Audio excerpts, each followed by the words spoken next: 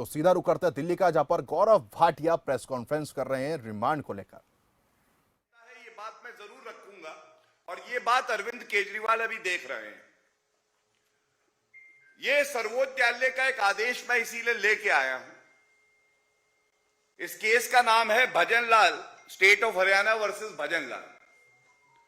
और इसकी एक पंक्ति इसलिए पढ़ना चाहता हूं, मैं दिखाना चाहता हूं कि ये लोग अंदर से जानते हैं कि इन्होंने बेईमानी करी। ये लाइन कहती है, where a criminal proceeding is manifestly attended with mala fide and or where the proceeding is maliciously instituted with an ulterior motive for wreaking vengeance on the accused and with a view to spite him due to private and personal grudge, the FIR and the charge sheet can be quashed. This is para number 102 of a Supreme Court judgment. सवाल ये पूछा जाना चाहिए, करीब करीब 5-5.5 माह का समय एक्यूज नंबर 1 शराब घोटाले के भ्रष्टाचारी मनीष सिसोदिया के पास था। अगर अरविंद केजरीवाल और मनीष सिसोदिया का यह मानना है कि यह सारा मामला जो है राजनीतिक द्वेष से किया जा रहा है, तो आप न्यायालय क्यों नहीं गए? सर्वोच्च न्यायालय के भी दरवाजे आप खटखटा सकते थे और उच्च न्यायालय के लिए आप दरवाजे खटखटा सकते थे, लेकिन नहीं गए। और उसकी वजह यह है, नाटक करना, अराजकता को बढ़ावा देना, रोड पर प्रदर्शन करना एक अलग बात है, लेकिन न्यायालय में ईमानदारी से दलील रख के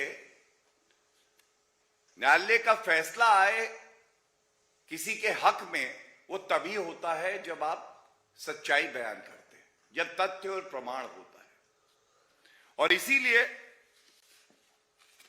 ये कट्टर बेईमान न्यायालय नहीं गए, केवल अराजकता फैला रहे थे, प्रदर्शन कर रहे थे, न्यूज चैनल पे तो आ रहे थे। और आज ये दुर्भाग्यपूर्ण है कि 6 मंत्रियों में 2 मंत्री इस पापी आप सरकार के जेल की सलाखों के पीछे है,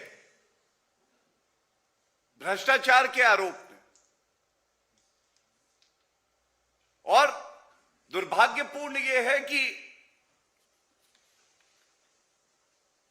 जो दूसरे स्पा मसाज पार्टी के मंत्री जेल की सलाखों के पीछे हैं, इनको बेल भी नहीं मिली है। करीब करीब 8 महीने का समय, और 8 महीने में देश की न्यायालय ने यह पाया कि अपराध इतना संगीन है, भ्रष्टाचार इतना गहरा है कि इस व्यक्ति को बेल भी नहीं देंगे। मैं एक बात और उठा दूं, आप अराजकता फैला सकते हैं, लेकिन न्यायालय के अंदर मनीष सिसोदिया के वकील से जब पूछा गया कि आप जांच एजेंसियों के साथ कोऑपरेट नहीं कर रहे, उनके प्रश्नों के उत्तर नहीं दे रहे, तो आपको यह जानना चाहिए, उनके वकील ने कहा कि मेरा चुप रहने का अधिकार भी है। इसका मतलब भ्रष्टाचार करूंगा।